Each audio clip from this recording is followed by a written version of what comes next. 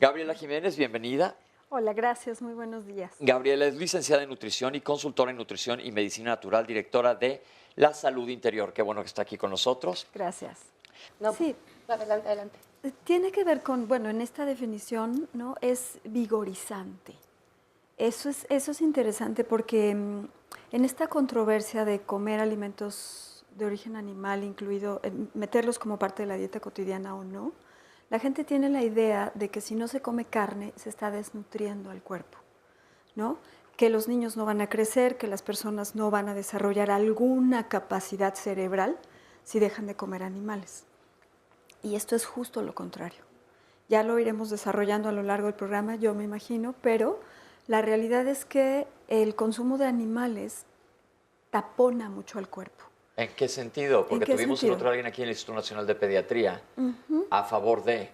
Sí, aquí lo yo voy a sé. meter también un poco de controversia desde el punto de vista médico. Sí. Sí. Si hablamos, digamos, como el tema más polémico cuando hablamos de vegetarianismo es el asunto de las proteínas, ¿no? Ajá. Es, digamos, como esta incertidumbre de la gente cuando dice, bueno, es que si yo dejo de darle a mi hijo carne, va a dejar de crecer o algo le va a pasar en su desarrollo. Y entonces, bueno, valdría la pena comentar, tratando de ser como más didácticos, qué son las proteínas. Partimos de eso. Las proteínas son elementos contenidos dentro de los alimentos que están integradas, digamos, por partículas que se llaman aminoácidos. Y en la dieta cotidiana estamos hablando como de alrededor de 15 a 20, dependiendo de cómo se clasifiquen aminoácidos, de los cuales entre 8 y 10, también depende de cómo se clasifiquen y en qué momento de la vida se consuman, son esenciales. Esto significa que el cuerpo no los produce, que necesitamos incluirlos en la alimentación para poderlos integrar en nuestro cuerpo. Entonces, cuando hablamos de los aminoácidos que conforman las proteínas, decimos que hay aminoácidos esenciales que van a formar una proteína, se le llama de alto valor biológico. Es decir, si esos aminoácidos están incluidos en esa proteína, la proteína es de alto valor biológico.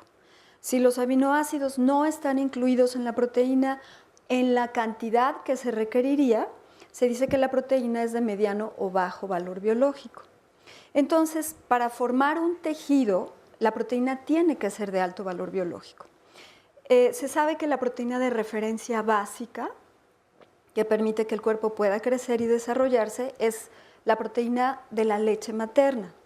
Esa es como la proteína patrón, la proteína con la cual se califican las demás. ¿Por qué? Porque si un bebé consume leche materna, se sabe que va a crecer. Y no solamente por la proteína, sino por todos los componentes de la leche materna. Entonces, ahí la controversia viene en el sentido de que cuando uno revisa las tablas de valores de alimentos, las tablas que se llaman bromatológicas, y se evalúa la cantidad de proteína que tienen diferentes alimentos, hay verduras o, por ejemplo, espinaca o, por ejemplo, lechuga. Déjeme, lo voy a fraccionar un poco porque estamos muy técnicos para la gente que nos está viendo allá afuera. Sí, ahí quisiera, mire, yo estudié nutrición en la escuela del ISSSTE, es una escuela clínica. El ISSSTE prepara a sus nutriólogas para ir a trabajar a los hospitales. Y bueno, a mí me encantó la carrera, pero me doy cuenta que tiene muchos huecos, tiene muchos vacíos. La carrera de nutrición en general, a mí me capacitaron 4 años para contar calorías, ¿no? Tal pareciera que la nutrición tiene que ver con simplemente estar contando los nutrimentos que están contenidos en los alimentos y las calorías que esto representa. Y esto es muy limitado. ¿Por qué? Porque los alimentos no solamente son calorías. Los alimentos aparte de los macronutrientes, que ya los comentaba Margarita, ¿no? Carbohidratos, proteínas, grasas, y de los micronutrientes, que serían vitaminas, minerales, fitonutrientes, están aportando vitalidad, ¿no? De ahí del vegetus, ¿no? La etimología. Están aportando vida, vitalidad. Eso no se cuenta, eso no se mide, ¿no? Están aportando agua, que bueno, se podría medir cuando se mide la humedad de los alimentos. Cuando uno consume un alimento, no nada más te lo comes por los nutrientes que tiene. Estamos hablando de salud y estamos hablando de una integralidad. Somos seres humanos con emociones, con pensamientos y con un cuerpo físico.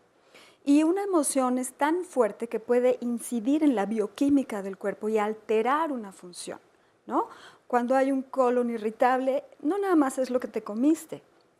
Tiene que ver también con cómo está tu estado emocional, cómo está tu sistema nervioso. Entonces, en este recuento que estamos hablando de la desintoxicación, cuando uno tiene alterado el sistema nervioso, cuando estás con una problemática en ese momento o una problemática de varios años en tu vida y tienes mucha preocupación, mucha tensión, un buen alimento va a estar mal digerido porque el sistema nervioso se paraliza y eso genera sustancias que son raras dentro de tu cuerpo. Si el sistema digestivo no está cortando cuando hablábamos de las proteínas, los aminoácidos, no está desbaratando los componentes de los alimentos, eso no va a llegar como algo puro a la sangre. Igual va a llegar como algo que el cuerpo no puede metabolizar. Y eso es algo que nunca se mide. La medicina no lo mide. Cuando uno va y se hace un check-up y te toman una química sanguínea, te van a medir los 37 elementos que pueden medir en la sangre. Pero el cuerpo no va a poner los tóxicos dentro de la sangre, porque incrementaría la densidad de la sangre y dañaría el corazón. El cuerpo deja esos tóxicos en medio de los tejidos. Hay toda una corriente que se llama homotoxicología y está estudiando cuáles son los tóxicos que están metidos entre los tejidos, no dentro de la célula, porque el cuerpo tampoco los va a meter a la célula, porque dañaría el metabolismo celular, pero los deja dentro de los tejidos. ¿En dónde en los tejidos? En el líquido intersticial. Pero y hay ese se puede medir también. Pero no se mide. En un check-up no te miden el líquido intersticial, no te miden los tóxicos del líquido intersticial. Te miden cómo están los lípidos en la sangre, el colesterol, los triglicéridos, pero no miden como algo habitual qué cantidad de sustancias están metidas en el líquido intersticial. Entonces, esos tóxicos se quedan depositados en los tejidos. No están en el líquido linfático, no están en el líquido sanguíneo, no están dentro de las células, pero los estamos cargando. Y eso hace acumulaciones de sobrepeso y eso en el mediano y en el largo plazo disminuye la capacidad funcional de las vísceras, va atascando los sistemas defensivos del cuerpo y eso en el fondo es lo que se traduce en un mal funcionamiento, que después se va a llamar síndrome de no sé qué y enfermedad de quién sabe qué. Sí, son distintos niveles de intoxicación en el cuerpo. Pero ¿y cómo se miden o cómo se sabe que están ahí? ¿Cómo se sabe? Hay indicadores básicos clínicos. ¿Cuáles? ¿Cómo está, por ejemplo, cómo está evacuando la persona? ¿Cómo está su sabor de boca? ¿Cómo está la lengua? ¿Cómo está orinando? ¿Cómo está menstruando? ¿Cómo está su olor corporal? Eso es algo muy básico que cualquiera de nosotros puede mirarse a sí mismo. Pero esto de lo que acabo de hablar, ¿es reproducible científicamente? Lo que pasa es que no se ha medido. Pero si nosotros entonces pudiéramos pero cuantificar... no tenemos una base científica. Claro que sí hay base científica. Si uno, en la medicina china, por ejemplo, que tiene 5,000 años de antigüedad, y no podemos soslayar una medicina así porque tiene o no bases científicas, eso existe. Sí. Los chinos tienen mapeado todo el cuerpo energéticamente y nadie lo ha investigado científicamente, pero eso existe. Entonces, a la hora que colocan una aguja de acupuntura en un punto en particular, hay modificaciones en cómo los órganos están trabajando y eso no está comprobado científicamente, pero existe. Entonces, si nos pusiéramos a hacer un protocolo de investigación para revisar cómo es y poder cuantificar la dieta de una persona, la capacidad que tiene para digerir ese tipo de alimentación, la frecuencia en la que el cuerpo está evacuando, la frecuencia en la que el cuerpo está orinando, cómo son las menstruaciones y nos pusiéramos a comparar ese tipo de cosas, nos podríamos dar cuenta que no todo mundo en sus evacuaciones, en sus micciones y en su menstruación saca todo. Porque obviamente sabemos que las eliminaciones corporales no solo son de lo que te comiste, son del metabolismo propio del cuerpo que va a dar a las vías de eliminación. Exacto. Entonces, si nosotros generáramos protocolos de investigación en donde se diera seguimiento, de verdad está evacuando, corresponde, nos daríamos cuenta que hay muchas cosas que se quedan atoradas en el cuerpo y que no salen con las vías de eliminación normales. Pero hay muchísimos protocolos de investigación de esto, miles. Es más, es muy fácil. En gastroenterología te enseñan desde el primer año a medir la absorción intestinal. Ese es uno, absorción intestinal. Dos, cómo te están funcionando el sistema de depuración hepática y depuración renal. Los citocromos también son medibles para ver qué tanto están funcionando. Hay protocolos en medicina que estén midiendo la cantidad de tóxicos acumulados en el líquido intersticial. Que yo sepa, no, por eso preguntaba. Exacto, eso es algo que no medimos. Y no lo leemos en ningún artículo médico Así ni en ningún congreso. Pero si eso entramos, no quiere decir que no exista. Claro, y si entramos a la homotoxicología, y uno puede entrar en internet y ver qué es la homotoxicología, nos vamos a dar cuenta de ello. No solamente son los tóxicos contenidos en la radiación de los alimentos o los colorantes o los aditivos. ¿Por qué tenemos hoy día tantos padecimientos y tantos cánceres tan raros? ¿Qué ha pasado en nuestra dieta históricamente? La gente tiene la idea de que si no se come carne, se está desnutriendo al cuerpo, ¿no? Que los niños no van a crecer, que las personas no van a desarrollar alguna capacidad cerebral. El tema más polémico cuando hablamos de vegetarianismo es el asunto de las proteínas. La proteína de la leche materna. Esa es como la proteína patrón, la proteína con la cual se califican las demás. Hay suplementos básicos, por ejemplo, el alga espirulina tiene un aporte importante en complejo B. Cuando hablamos particularmente de la vitamina B12, que también ahí, como yo mencionaba hace rato, hay controversia con los aminoácidos y hay controversia con la vitamina B12.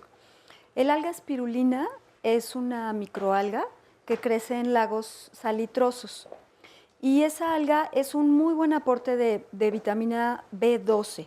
Cuando hablamos de micronutrientes, como se comentaba en la cápsula, estamos hablando de componentes de alimentos que consumimos en microgramos, incluso en miligramos. En el caso de la vitamina B12 se consume en miligramos. Digamos que el requerimiento promedio más o menos es 1.8 microgramos. Y en el caso del alga espirulina es un muy buen aporte porque da 2 miligramos, no microgramos, sino miligramos en 1 kilo de alga. Obviamente uno no come 1 kilo de alga, pero está rebasado y no nada más tiene un tipo de vitamina B12. Entonces es una buena opción. Es decir, También pero entonces lo que hay que hacer es suplementarse. Sí, pero eso es importante. Necesitas tomar suplementos, que es importante saberlo, porque volvemos a lo mismo. Si alguien decide por sí solo y no está bien con alguien, un tutor que le diga qué es lo que tiene o no tiene que comer, probablemente no tome uno de estos suplementos que sí es importante y es totalmente necesaria la vitamina B12. Me gustaría añadir lo siguiente. Estamos partiendo como que el cuerpo humano no supiera lo que tiene que hacer, ¿no? O sea, nuestro cuerpo verdaderamente ha evolucionado y es perfecto. El cuerpo, si nosotros nos ponemos a pensar en este momento, ahorita estamos en general sentados, escuchando, analizando, de acuerdo a la información que cada uno tiene, y está pensando en cosas y pensando en respuestas. Pero al mismo tiempo, sin que nadie nos demos cuenta, el corazón está trabajando. Los pulmones están trabajando, el riñón, los riñones, el hígado, el vaso, el páncreas, todo el sistema endocrino está trabajando. Y uno no le tiene que decir al corazón, ni a los pulmones, ni al hígado lo que tiene que hacer. El cuerpo lo sabe. Estamos hablando de millones de reacciones que ocurren simultáneamente. O sea, nuestro cuerpo es perfecto. Entonces, ¿qué ocurre? Lo hemos venido saturando, lo hemos venido... Y aunque la medicina alópata y los gastroenterólogos todavía no estudien eso, lo hemos venido intoxicando. Entonces, eso hace que el cuerpo vaya minando sus funciones vitales. Entonces, el asunto es partir de ir limpiando todas estas cosas que le hemos metido para hacer que el cuerpo vuelva a recuperar sus funciones normales. Si nosotros logramos hacer eso, vamos a tener mejores condiciones de salud todos. Y no se trata, como decíamos hace rato y como lo están diciendo los testimonios, de ponernos a contar calorías, de ver cuántos gramos de proteína de origen animal o de origen vegetal tengo que comer. El cuerpo nos dice, todos tenemos como esta voz interna y es más nítida esa voz interna mientras más limpiamos de tóxicos, porque lo que acabamos de escuchar es que no solo la sangre está más limpia, el líquido intersticial está más limpio, la linfa está más limpia, también tus pensamientos. Cuando se retira más limpio, me hace ruido. ¿Más limpio de qué? A ver, Pepe, si cualquiera de nosotros nos vamos a un banco de sangre, cualquiera, vamos a ver tonalidades distintas de la misma sangre, ¿no? A cada uno de nosotros aquí nos sacan un tubo de ensayo y lo ponen allí, vamos a ver que el tono sanguíneo es diferente, aunque toda es roja, tiene distintas tonalidades de rojo. Pero eso depende del hematocrito, por ejemplo. Claro, eso depende del hematocrito, pero no solo. Si se centrifugara y ponemos el hematocrito abajo y dejamos el suero arriba, habría tonalidades diferentes. Que están perfectamente descritas. Claro. Yo dije hace un momento, ¿no? Los tóxicos no se van a la sangre porque el cuerpo dañaría el corazón, porque aumentaríamos la densidad de la sangre. El cuerpo no puede bombear Pero mermelada. entonces lo que me estás diciendo, por ejemplo, el sistema linfático venoso, porque no me quiero alejar del tema que es vegetarianismo, sí, funciona. Claro, si yo, por pero ejemplo, lo me vamos inyecto saturando. un medicamento ahorita, ¿lo va a depurar mi riñón? Que hay una pregunta por ahí. Si funciona bien, si no está saturado. Si no tienes insuficiencia renal. ¿Y por qué se gesta la insuficiencia renal? Porque hay muchísimas causas. Por diabetes, por ejemplo, por glomerulonefritis, por nefritis intersticial, por hipertensión arterial sistémica. Claro. Hay muchas causas. El nombre, o sea, podemos ponerle diferentes nomenclaturas. El origen que yo quisiera como transmitir en términos simples, porque el grueso de la gente, y tú lo decías hace rato, no va a ir a hacerse un estudio sofisticado de que le estudien el glomérulo a ver si funciona o no funciona, o tiene los recursos para hacer. Una creatinina y un boom. ¿A dónde voy con esto? ¿A dónde voy? Si estamos hablando de ofrecerle a la gente una información general, yo decía hace ratito, tenemos indicadores básicos que uno puede mirar. Uno de ellos decíamos, bueno, ¿cómo está la lengua? ¿Cómo está el sabor de boca? ¿Cómo están las evacuaciones diarias? ¿Cómo está la sudoración? ¿Cómo está la menstruación? ¿Cómo está tu nivel de energía? Nos acaban de decir deportistas de alto rendimiento que no comen un solo gramo de carne, y regresamos otra vez al tema del vegetarianismo. Es evidente, y hay bibliografía al respecto, que cuando uno deja de comer animales, el cuerpo funciona mejor. Pero tuvimos aquí también, el otro día hablamos de atletas de alto rendimiento que hablaron que comen carne perfectamente bien y son atletas olímpicos de alto rendimiento. Pues lo importante es el balance de nutrientes, ¿no? Claro, pero ¿a qué voy con esto? Es un hecho, y eso es una realidad, que nosotros mejoramos la calidad de vida, prolongamos los años de vida de la persona, mejoramos la eficiencia en el trabajo de los órganos cuando le quitamos esa carga. Hay un libro, y que también está disponible en internet, y yo lo refiero mucho, que se llama El Estudio de China.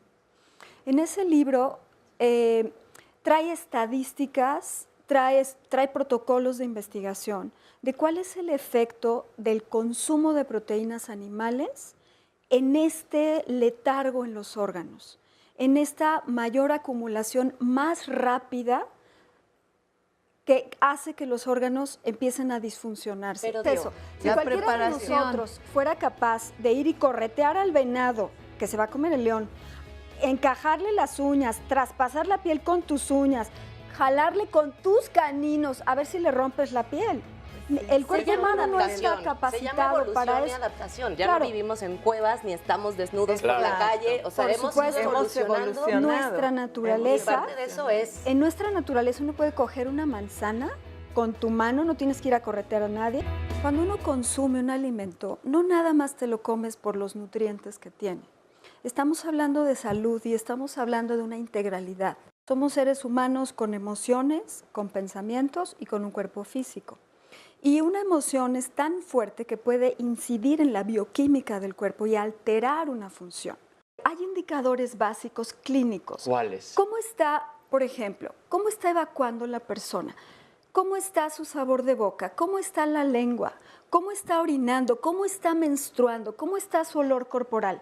muchas cosas que se quedan atoradas en el cuerpo y que no salen con las vías de eliminación normales. Sí, nada más para cerrar lo que estábamos mencionando hace rato, decía yo, existen proteínas tanto en los alimentos de origen animal como en los alimentos de origen vegetal, pero mi énfasis es, me gustaría decirle a la gente que quite ese miedo de si te vas a quedar desnutrido si no comes animales o si te va a faltar algún nutriente específico si no lo comes. No hay manera de no comer proteínas. Todos los alimentos los contienen. Hasta una lechuga tiene proteínas. ¿No tiene la concentración de un frijol o de una carne? No, pero también la tiene. Y en la medida en la que uno hace combinaciones, vas a obtener la cantidad de aminoácidos que tu cuerpo requiera. Dicen los que cuantifican nutrición, yo hace muchos años que no cuantifico calorías, que si uno come alimentos de origen animal necesitas 1 gramo de proteína, necesitas 0.8 gramos de proteína por kilogramo de peso. Esa es la recomendación. Pero que si tú no consumes alimentos de origen animal, necesitas 1 gramo de proteína por kilogramo de peso. Cuando uno va a la tienda o vas al restaurante, no estás contando proteínas, tú comes alimentos. Entonces, perder esa aprensión de cuántas calorías y cuántas proteínas me estoy comiendo, confiar un poco más en la naturaleza del cuerpo, porque cuando te esté faltando algo, si el cuerpo verdaderamente está un poco más limpio, te lo va a pedir, y esos son los antojos. Regresando entonces, no hay manera de no comer proteínas. Hay una diferencia importante entre los alimentos animales y los alimentos vegetales, y no es solamente la proteína. Un alimento animal es 0 fibra, no tiene 1 solo gramo de fibra y no tiene 1 solo gramo de carbohidrato. Y eso sí hace una diferencia en términos de los alimentos. Si tú te vas a las tablas y revisas los alimentos de origen vegetal, tienen más o menos la misma proporción, particularmente semillas oleaginosas, es decir, nueces, almendras, cacahuates, semilla de girasol, y las semillas leguminosas, es decir, frijoles, garbanzos, alubias, lentejas, más o menos tienen un 20-21% de proteína. Es la misma cantidad que tiene un pescado, que tiene una carne, que tiene un pollo, es la misma cantidad. Pero la diferencia es que una carne, un pescado y un pollo no tienen fibra. Sí, bueno, ahí si tú te comes una ensalada, estás aportando agua al cuerpo y es agua muy fisiológica porque tiene vitaminas y minerales. Ahí nada más quisiera apuntar también, el hecho de hacerse vegetariano es muy común que la gente se vuelve quesívoro y soyívoro. Y eso no es ser vegetariano y panívoro, ¿no? O sea, comer quesadillas mañana, tarde y noche, comerte tacos de soya todo el día, eso no es ser vegetariano. Que no solamente comemos por la boca, comemos emociones, comemos pensamientos y eso está impactando en cómo trabaja el cuerpo. Ya nos tenemos que ir, pero vamos a ver, ¿hay una guía nutricional en internet que sea fiable? Yo creo que es una acumulación de muchos años de experiencia, ¿no? No es solo pero no hay una un guía. site, y acuérdense que existe el Colegio Mexicano de Nutriólogos, porque si se quieren acercar a un lugar serio en donde seguir guías nutricionales. Se nos acabó el tiempo, básicamente, pero lo importante aquí es que no polaricemos. Si tú quieres ser vegetariano, puedes ser perfectamente vegetariano, pero instrúyete, sigue indicaciones de cómo serlo. Si quieres, ya nos dijeron los del norte, comerte una rachera, te la puedes comer perfectamente bien. Lo importante es tener una dieta balanceada, hacer ejercicio y estar lo más sano posible. Queremos agradecer, Oscar, mil gracias. Mil gracias, muy buen día. A nuestros panelistas, muchísimas gracias. A la gente ustedes. que nos acompaña aquí y a ustedes que están en su casa acompañándonos. Nos vemos la próxima semana aquí en Diálogos en Confianza.